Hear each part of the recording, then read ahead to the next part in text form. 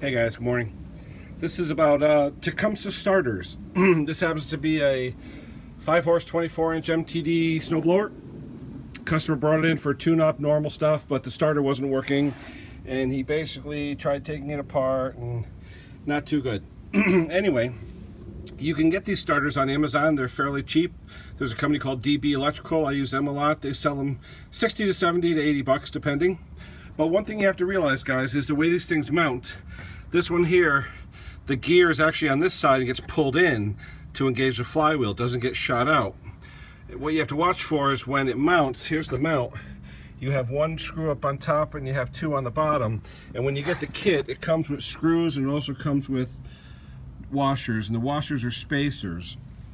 You've got to make sure, especially on the 5-horse here, that this housing on the starter is hugging, the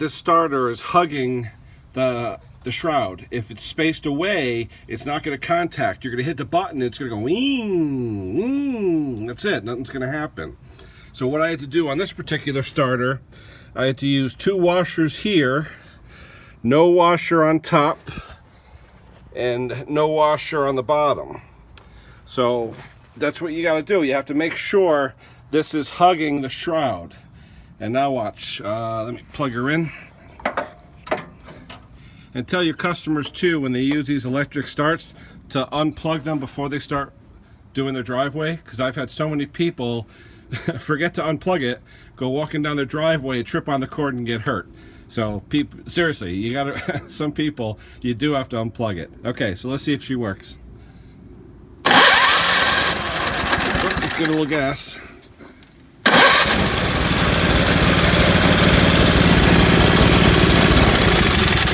Alright, she works good. Like I said, if this isn't spaced properly and it's away from the housing, let's say 1/8 of an inch or so, you'll hear wing, wing. It'll spin, but it won't engage the starter teeth.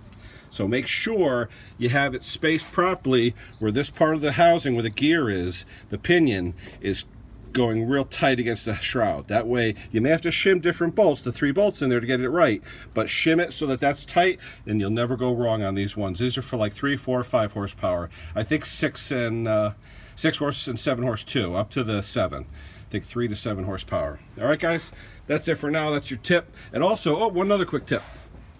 Gas caps. I had a customer yesterday who brought over a thrower, said it stalled after 3 minutes. And what it was, inside these gas caps is a vent.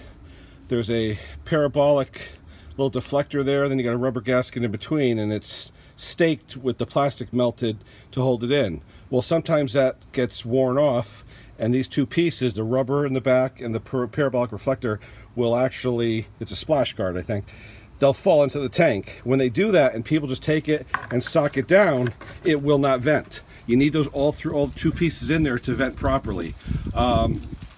Just go to your dealer, tell him you want a red Tecumseh gas cap. That's all he needs to know. The new one, it looks a little different. It's got a straight line tab sticking up like this. It looks a little bit different than that. It is the right one. All right, that's it for now, guys. Again, my raffle is still on. Get me to 1,000 subscribers and someone will win that DTI 20,000 RPM tack. All right, guys, that's it. We'll talk to you soon. Take care. Bye-bye.